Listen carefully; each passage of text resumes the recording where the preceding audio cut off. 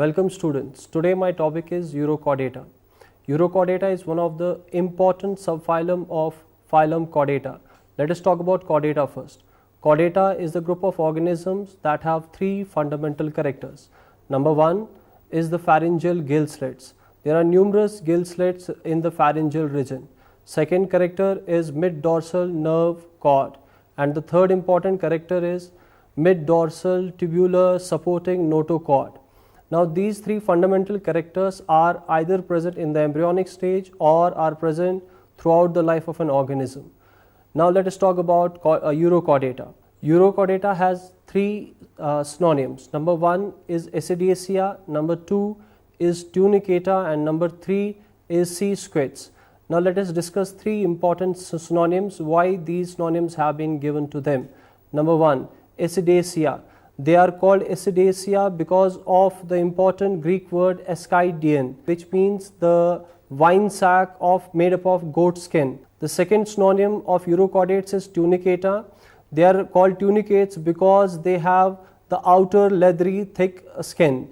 And the third, that is sea squids. They are called sea squids because when they are disturbed, they eject two water currents. These two water currents are ejected from their two body openings, which are referred to as siphons. Now about the habit and habitat of Urochordates. The habitat of Urochordata is they are exclusively marine organisms and are cosmopolitan. By cosmopolitan, I mean to say that they are present in all seas and they are found in all the depths. Now about their peculiar habitat, that is their niche. They are mostly sedentary, that is they are fixed with the bottom of the bottom rocks of the particular sea. That's why they are referred to as benthic species. The second habitat of these organisms is that they are also pelagic in their habitat. By pelagic, I mean to say that they drift with the water currents and they are also free swimming organisms. Another important feature of their habitat is they are either found in solitary case or they are found in the gregarious habit. That means they are solitary in their habit or they can also be colonial. Now about their external morphology. The external morphology of Urochordates show different characters. Let us talk about their size first. The size of Urochordates ranges from 0.25 to 25 millimeters. About their color, the color is again variable. They are found in different shades of colors. About the adult body, the adult body of Urochordates is a degenerate sac-like. Their body is unsegmented. That means the external as well as internal segmentation is not visible, which is very important to understand that the fundamental character of all chordata was the segmented body. Their body is not segmented. That is why we have clubbed them separately under the subphyla Urochordata. They are also not having paired appendages. Neither the forelimbs are present, neither the hind limbs are present. They are not having fins, they are not having limbs. Their body is covered by an external body covering which is called tunic and is made up of a protein called tunicine. Now again about their external morphology is that their body is having two apertures which are also called as siphons, and these two siphons are branchial siphon or branchial aperture and the atrial aperture. Further in the due course I will talk about their classification. The classification of Urochordates is based on this important feature also, that is the presence of atrial aperture. Now about their internal morphology. The internal morphology of Urochordates is as follows. Number one, coelom is absent. Instead, in fact, the true coelom is reduced to certain gonadal and pericardial cavity. The actual body cavity in them is made up of atrial cavity, which is lined by ectoderm. Therefore, we can't call this coelom, that is body cavity, which is the atrial cavity in this case, as the true coelom. The notochord, which is the fundamental character of chordates, is reduced to a single dorsal nerve cell or ganglia. But in case of the larva, that is the embryonic stage of this particular organism, we can see the notochord in their tail. Because of this particular fundamental character, that is the presence of notochord in the tail, these organisms have been called as urochordates. Thus, the Greek word urochordata means the presence of notochord in the tail. Now, let us talk about the physiology of urochordates. The physiology is the study of all the life processes of an organism. That means the digestion, respiration, circulation, reproductive system, etc. Let us talk about the physiology of urochordates. Let us talk about the digestive system first. They have a complete digestive system or alimentary canal. In the pharyngeal region of the alimentary canal, there are numerous gill slits without gills. They are ciliary feeders. That means they are also filter feeders. By ciliary feeding, I mean to say that in the branchial opening, which is also called as the incurrent siphon, there are present numerous cilia which beat in a synchronous manner and cause the current of water towards the branchial chamber. Along with the water, there are numerous planktons that get entrapped into the cilia and the gill chambers, which are later on engulfed and taken into their alimentary canal. The alimentary canal or the intestine particularly is U-shaped, and it ultimately leads to the rectum. The rectum in their case ultimately leads to the atrial chamber, which expels the undigested food. This undigested food is therefore thrown out from the atrial opening, which is also called as the excurrent siphon. About the respiration, they are actually respiring through the gill slits and the test. That is, they show a cutaneous respiration. Along with the gill slits, which, as I told you in the beginning only, they don't have gills in their gill slits.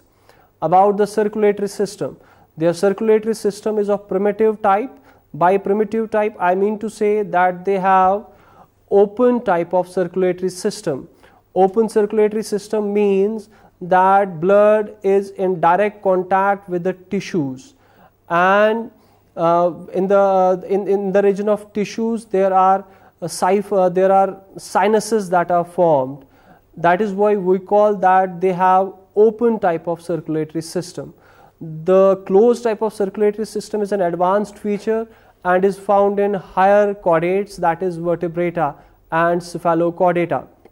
About the heart of these organisms, they have a tubular heart which is ventral in position and is a very simple heart. Their blood is very important, and here in the blood there are special type of cells, we call them as venodocytes, which have a peculiar feature of accumulating vanadium, which is a transition metal. The reason for this is unknown, but certain researchers say that this is particularly to do away with the osmoregulatory problem because they are living in the sea waters. Now let us talk about the excretion of these organisms. Their excretory system is again not highly developed. There are special glands present in their body that help in their excretion, and one such gland is called as neural gland. Now about their nervous system. As I told you in the beginning only, they are one of the primitive phyla of phylum Chordata. They have primitive nervous system which consists of a dorsal nerve cord only in case of larva. Dorsal nerve cord is replaced by a single dorsal nerve ganglia. That is why we'll talk about that later, that they show retrogressive metamorphosis. About their reproductive system, they are hermaphrodites. By hermaphrodite, I mean to say they are bisexual, or both male and female sexes are present in the same individual. Now this special feature of bisexual nature is counteracted with the fact that they are protoandrous. That means the male component of the bisexual part matures first. The female reproductive system matures later.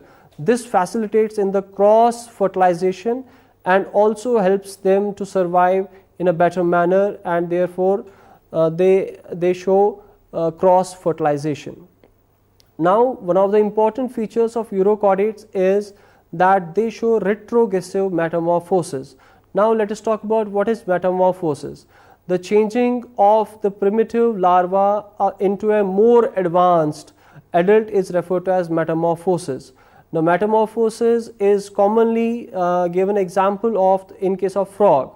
In case of frog, you must have seen that the water dwelling and primitive larva, that is tadpole, changes into a terrestrial living and more advanced adult.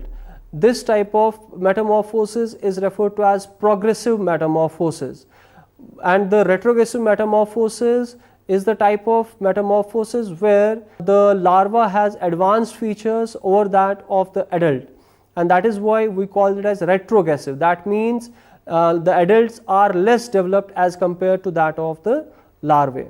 Now, what are the features that show that these organisms show retrogressive metamorphosis? Number one is the notochord. The notochord, as I have told you, is present in the tail region of this urochordates, which have given them the name urochordata. But this notochord that is present in the tail region is lost by the adult when they show metamorphosis. That is, they lose this advanced feature, that is notochord. The second important feature is, as I have told you, in the nervous system, that in the nervous system they have mid-dorsal nerve cord in case of larva, which is lost by the adult and it is replaced by a single dorsal ganglia. That is why some researchers say that the urochordates eat their own head. And the third important feature is their larvae have been seen to have free swimming habit. That is, this advanced feature, that is the movement, is lost by these sedentary organisms. Now, let us talk about the classification of urochordates.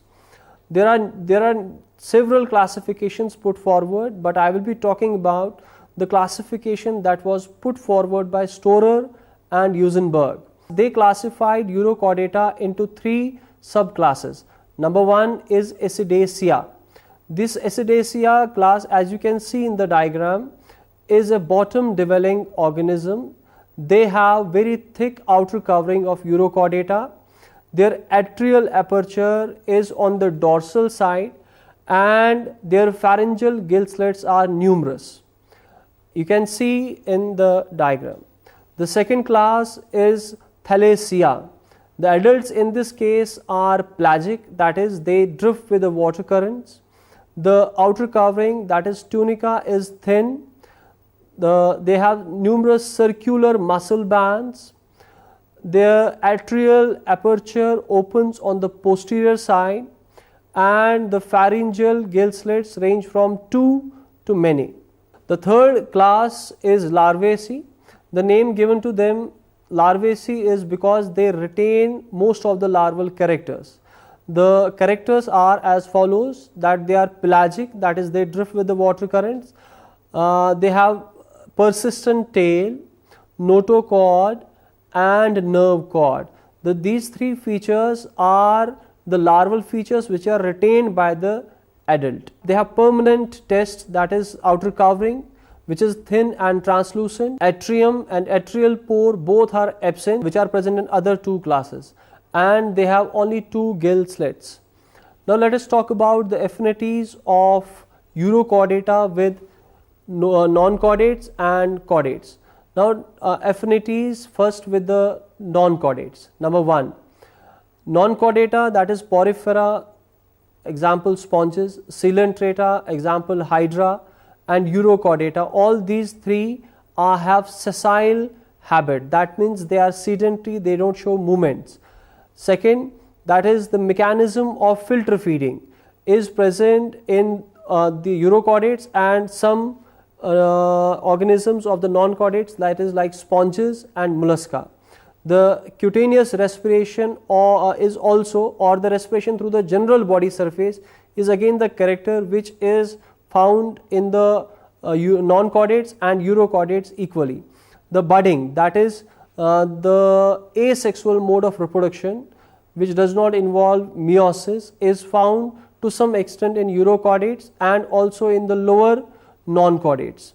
The larval eyes are also seen both in urochordata and certain non-chordates, and the colonial habit, that is gregarious habit, is again one of the important characters of non-chordates, which is also seen in the urochordata. Now their affinities with the chordates, like the basic features of chordata, dorsal notochord, dorsal nerve cord, pharyngeal gill slits are found in urochordata as well. That is why they have more resemblance with the chordates than the urochordates. That's why researchers and scientists have classified urochordata along with the chordates in a separate subphyla, urochordata. Now let us talk about the economic importance of urochordates. The economic importance of urochordata can be discussed in as follows. There are number of chemical compounds which have been extracted from them and have proved to be of medicinal value, like say for example diadimins, which is effective against the cancer, antiviral compound, and is also found to be immunosuppressant, which means that they can depress the immune response against certain antigens in our body. The second chemical compound, aplidine, has been found to be effective against the cancer, and estine eschidin is the third chemical compound extracted from urochordates, which has also been found to be effective against cancer. And researchers are still researching on the fact that they can be useful, and certain chemical compounds extracted from them can even cure certain immunosuppressant diseases like AIDS, etc.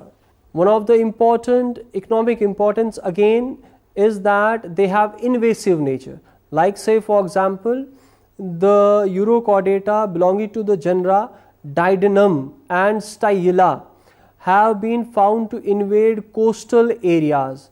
They invade coastal areas and spread quickly, wherein they smother the other sea life, that is they kill the other sea life because of the competitive nature, and also are therefore posing threat to the aquaculture. Now let us conclude our topic, urochordata. Urochordata belongs to the phylum Chordata and is one of the subphylum of phylum Chordata. It has three synonyms, Ascidaceae, Tunicata and sea squids. The Tunicata name given to them is because of the outer covering made up of tunicine, urochordata because of the notochord present in their tail region of the larva of these organisms, and they show retrogassive metamorphosis. With this we conclude our topic today. Thank you very much.